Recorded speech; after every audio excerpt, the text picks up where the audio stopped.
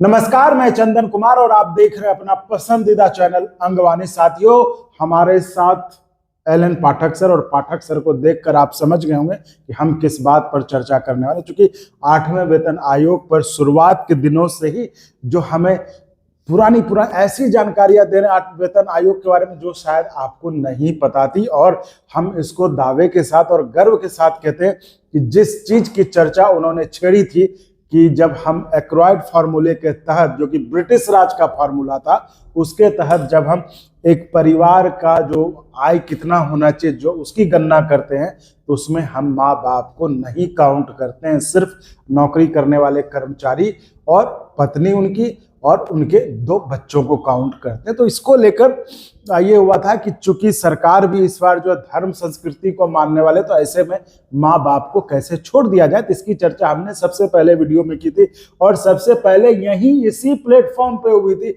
उसके बाद तो लोग चोरकट हैं, लोग यहाँ से वीडियो चुरा के जो भी बनाए सो बनाए, बट ठीक है, हम अपना काम कर रहे थे।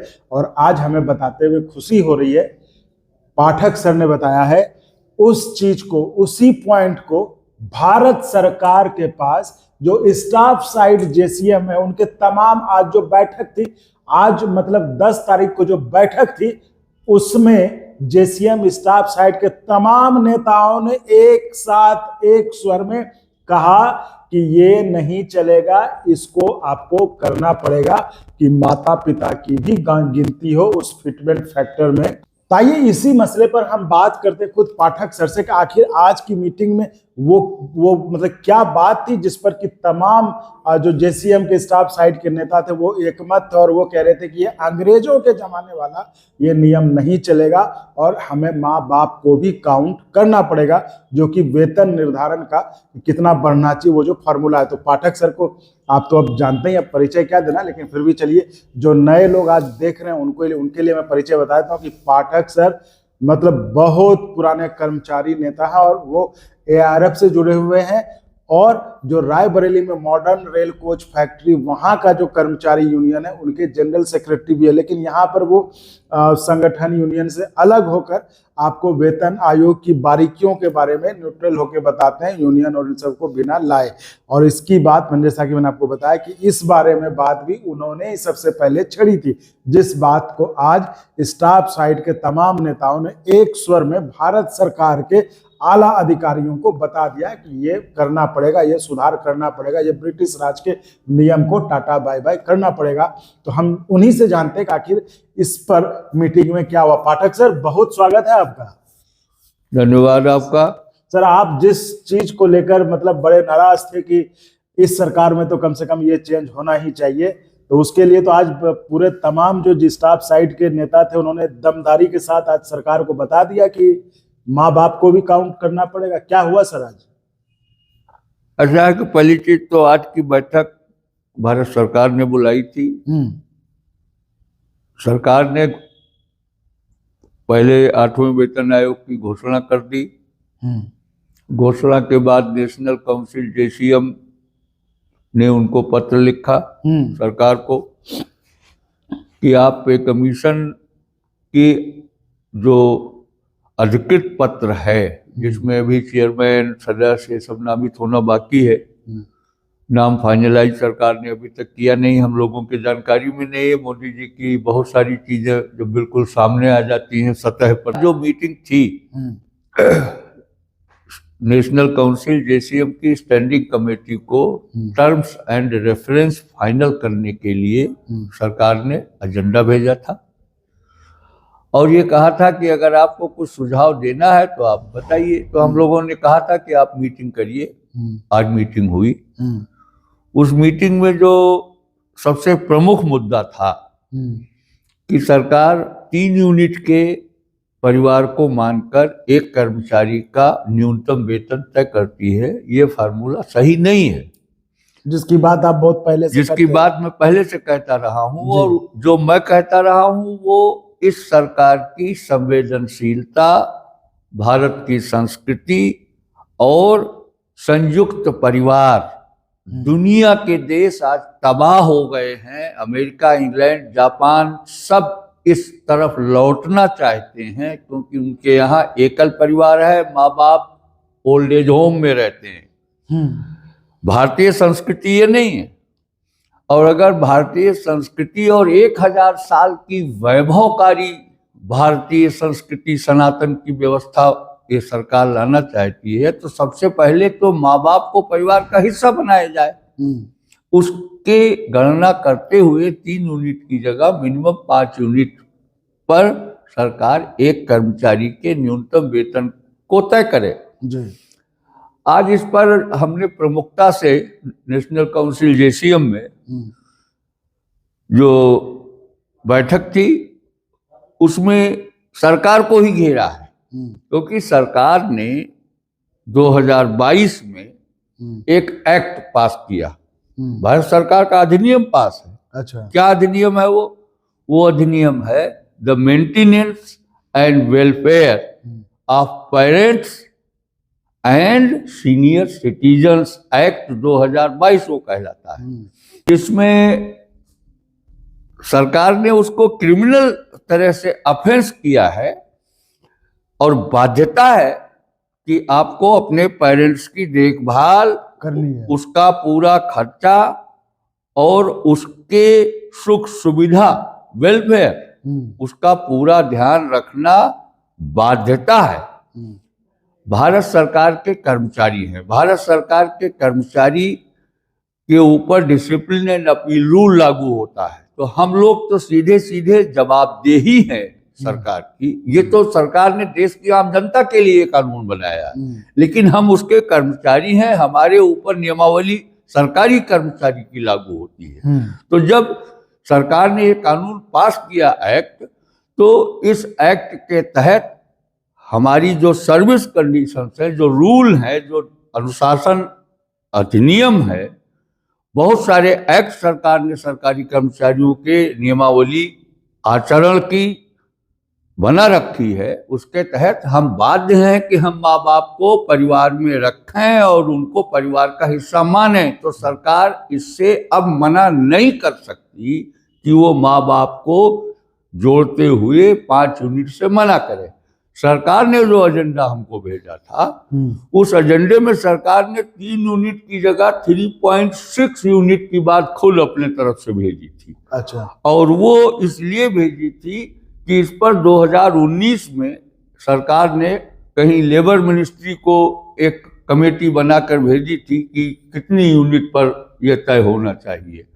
तो जो लेबर मिनिस्ट्री ने भेजा था वो 3 की जगह 3.6 यूनिट भेजा था। तो वो 0.6 किसके लिए था सर? 3 अब ये एक लंबा विषय है। अच्छा, अभी आप इस पर कायम रहें कि सरकार के एजेंडे में 3 यूनिट की जगह इस बार जो प्रस्ताव सरकार ने भेजा, जो ड्राफ्ट भेजा, वो ड्राफ्ट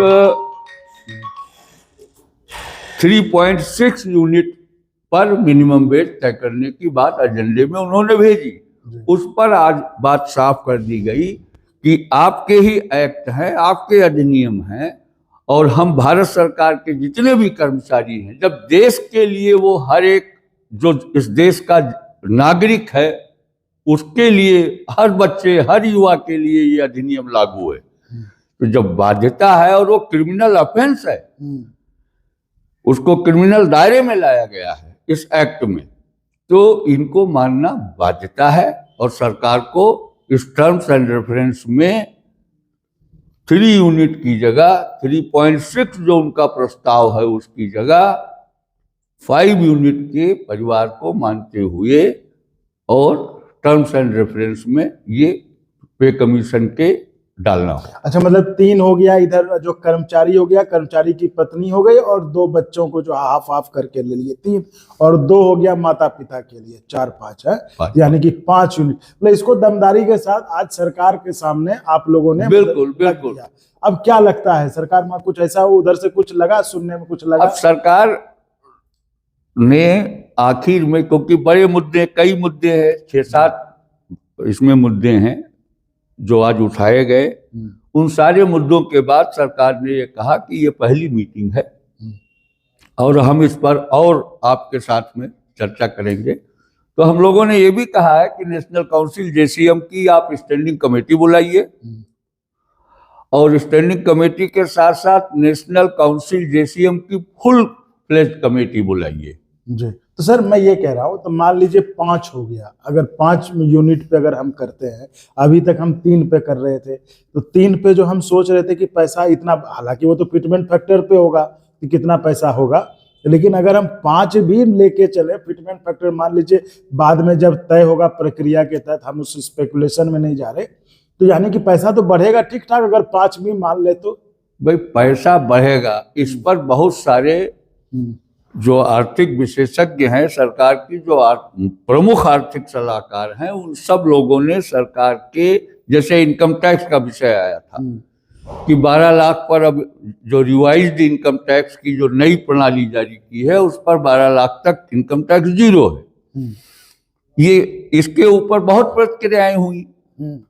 उन प्रतिक्रियाओं में जो सबसे प्रमुख बात जो भारत सरकार के आर्थिक सलाहकार हैं, उन्होंने कहा कि ये जो मध्यम आय वर्ग के लोग हैं, सरकारी कर्मचारी जितने हैं, ये सब मध्यम आय वर्ग में आते हैं। मध्यम आय वर्ग की कई कैटेगरियां हैं, वो अलग बात है, निम्न मध्यम आय वर्ग, उच्च मध्यम आय वर्ग और मध्यम मध्यम आय वर्ग, इसको आप 3 प्रमुखता में कर सकते हैं। तो इनको जो पैसा मिलेगा, उस पैसे का ये इस्तेमाल करेंगे तो वस्तुएं खरीदेंगे, वस्तुएं खरीदेंगे तो उन वस्तुओं की मांग बढ़ेगी, उनकी मांग बढ़ेगी तो उनके उद्योग बढ़ेंगे, उद्योग बढ़ेंगे तो उद्योग में कर्मचारियों की आवश्यकता होगी, तो जो देश की बेरोजगारी है वो दूर होगी। ये एक लंबा साइकिल है, एक चक्र है जो अर्थव्यवस्था का है।